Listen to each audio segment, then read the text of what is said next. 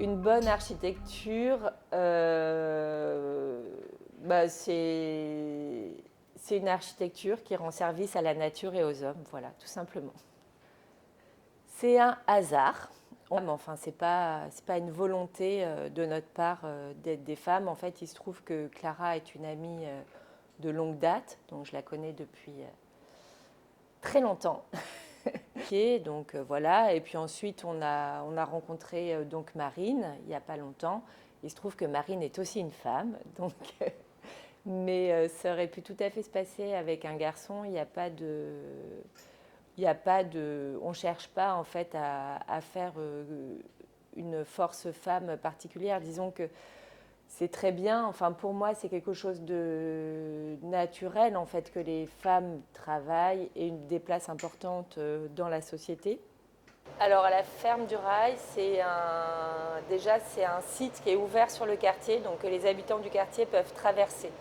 Il permet de relier la rue à la petite ceinture, donc qui est la voie ferroviaire qui fait le tour de Paris, enfin qui faisait le tour de Paris. Elle est accessible par tronçon à Paris et le site de la ferme du Rail permet de relier un petit bout du tronçon de la petite ceinture à la rue de l'Ourcq.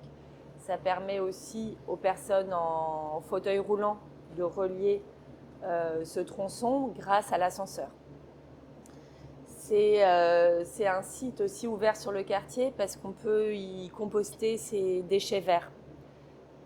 C'est aussi ouvert sur le quartier parce que les personnes donc, qui travaillent à la ferme vont aller chercher dans les restaurants et Biocoop aux alentours les déchets verts donc, des restaurateurs, ils vont les amener à la ferme. Donc de cette manière, en fait, il y a cette liaison. Ensuite, il y a une entreprise d'insertion, donc Travailler Vie qui a ses locaux ici. Donc, c'est une entreprise donc, de travaux qui propose ses services à la ville. Donc, à la ville, ça peut être maîtrise d'ouvrage public ou maîtrise d'ouvrage privé. Donc, et bien sûr, il y a un restaurant. Donc, il y a un restaurant qui est ouvert au quartier et aux personnes qui habitent ici. Parce que la ferme, c'est un lieu de travail, mais aussi un lieu d'habitation. Donc il y a 20 chambres, dont 15 chambres pour des personnes qui viennent de la rue, donc qui trouvent un logement ici qui peut aller jusqu'à 2 ans pour l'hébergement, et 5 chambres pour des étudiants. Donc il y a une mixité dans l'habitat. Ensuite, les personnes qui habitent là vont manger au restaurant qui est sous nos pieds. Et là, nous sommes donc dans la serre, au-dessus du restaurant.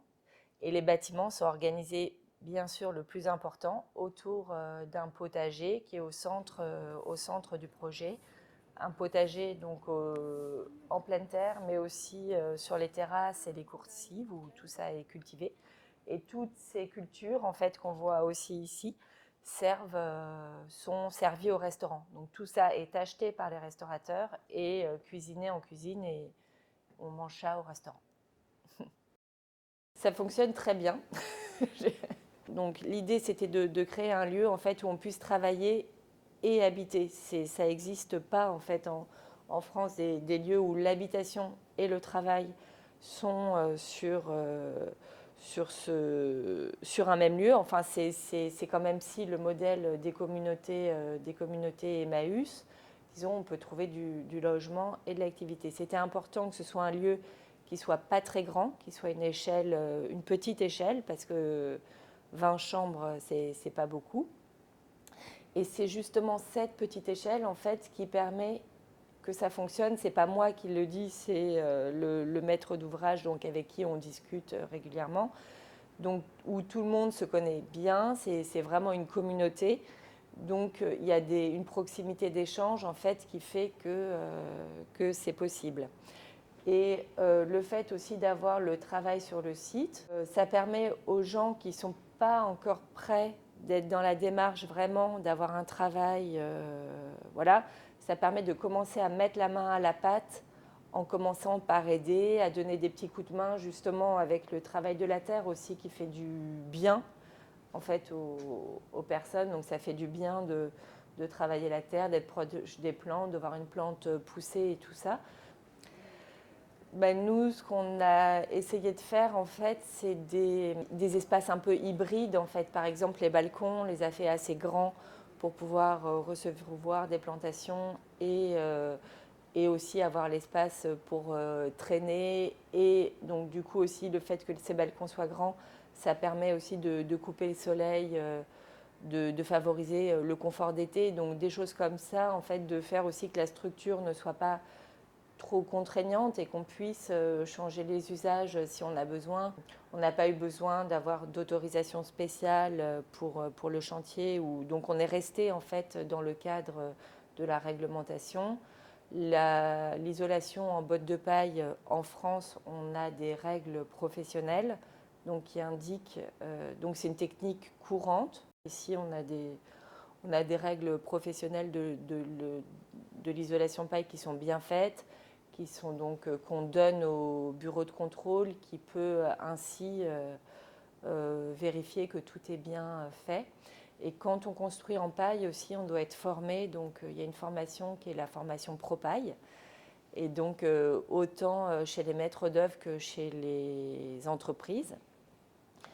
Et donc ce qui permet en fait d'être sûr que tout est bien respecté. Mais c'est vraiment un isolant fantastique et ça permet d'éviter beaucoup de transformation de matière parce qu'on achète directement la paille à l'agriculteur et on met la botte entre la structure. Donc pour nous, c'était vraiment très intéressant comme matériau.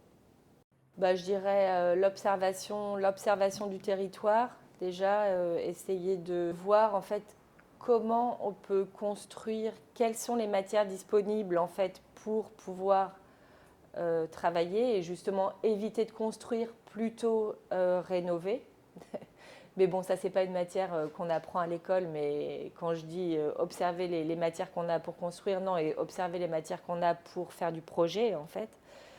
Et bien sûr, à l'école, avoir des formations sur les isolants biosourcés, avoir une connaissance un peu des matériaux disponibles en glanage, en fait, en cueillette, parce qu'il y a déjà pas mal de matériaux qu'on peut utiliser juste sans avoir besoin d'industrie. Puis aussi de retrouver en fait un lien avec l'artisanat, parce qu'en fait il y a vraiment un lien très fort entre l'architecture et l'artisanat, et donc d'avoir un peu une idée de comment on peut transformer les matériaux, en fait, des pistes en fait, de créativité ou d'essayer de développer sa créativité pour imaginer en fait, des solutions possibles sur des matériaux auxquels on ne pense pas au prime abord pour pouvoir les utiliser dans notre métier, dans le projet en fait. Ils font partie du projet.